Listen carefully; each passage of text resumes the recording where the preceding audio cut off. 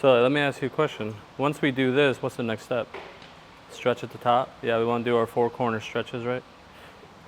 Well, you also want to make sure that it's nice and loose. Make sure that nothing's sticking. Get all the air bubbles out. Just kind of get an idea of how it's supposed to lay.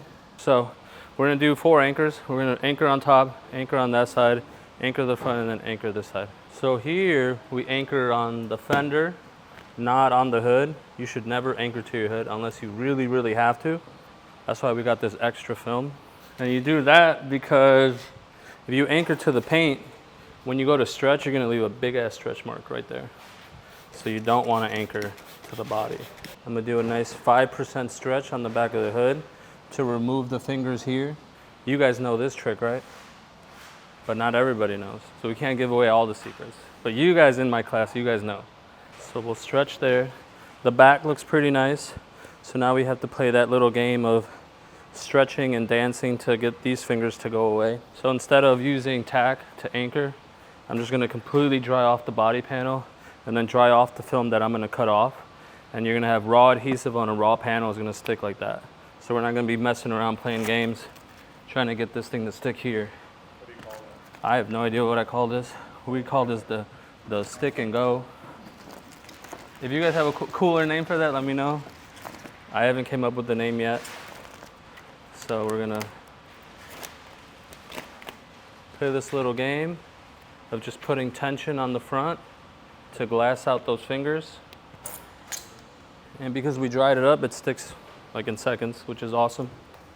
So let's dry this up. We could dry up this. All this is getting cut off anyways. So if you put lint on there, it doesn't matter. So glass out my edge. Locks in like that. Okay, now we're pretty much stretched out perfectly, right? No fingers on the top, no fingers on the sides, no fingers on the front. That's perfect stretch. That's what I'm looking for. Notice how I didn't stretch the crap out of it either, right? Stretching the crap out of it will just make more issues in other places. So find perfect stretch. Don't overstretch. Don't understretch. If you understretch, you'll have a bunch of little fingers. If you have a bunch of little fingers on your hoods, you didn't stretch it enough and you got to start over. It took me a hot minute to do all that. So I'm going to introduce a little more moisture just because I want this thing to be nice and wet. I want everything to be loose. I don't want anything to be stuck on my paint, even this area. If you stretched it out perfectly, all of this should just want to lay itself down. So that tells me we got perfect stretch on this thing. So that side looks really nice. We can go ahead and do this side as well. Add a little extra moisture, loosen up my sides, make sure nothing is sticking.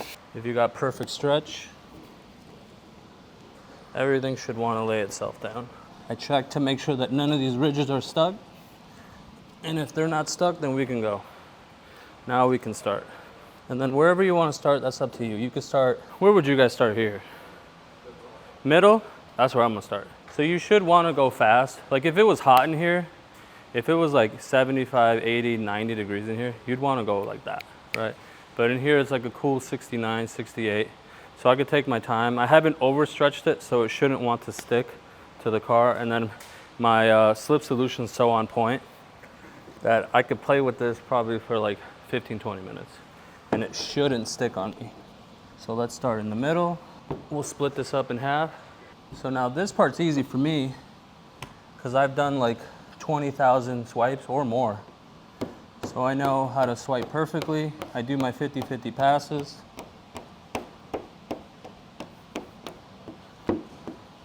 For my new guys, you do everything twice, right? Insurance. So you do everything you just did once, you do it again.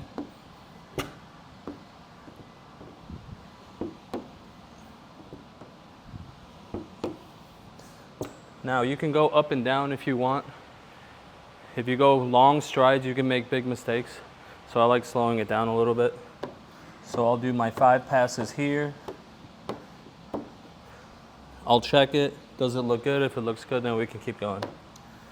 I'll do another 5 just for insurance. And then I'll go to my next section. Do another 5. I can go back with it. I have the option of going that way, or I can do this side now. Does not matter. So far, so good.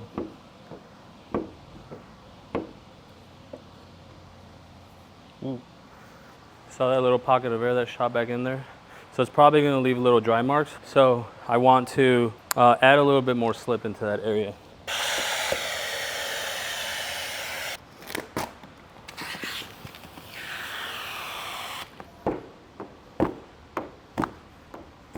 Not bad so far. I almost messed it up right there, but luckily I was able to save it. Finish this off. Get this off. Before you go over there, check this side. Right, check your work. Because there's no point in me getting to the very end and then I got a huge hair right here. So check your work, make sure it looks really good.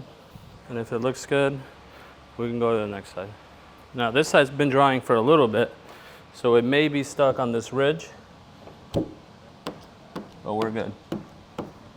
So usually I start on the passenger side because that's like my test side. So like I'm gonna practice over there.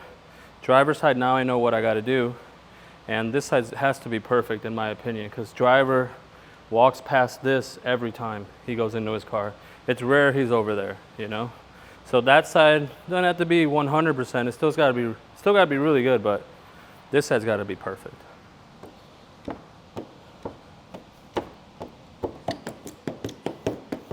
All right, almost done. Let's get this bottom piece finished.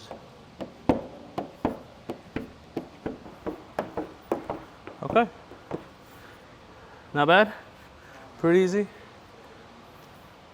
I left a big old water bubble right here.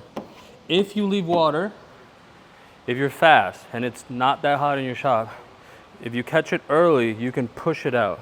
But let's say we went to lunch, came back, and then I found that's gonna be stuck and we may have to either pop it or we have to redo the whole hood. Thankfully, we saw it early and I'm able to just push it out. I did that on purpose, just to show you that you can get it out. We'll check our work one more time. This side looks awesome. We'll check this side. This side looks really good too. Cool.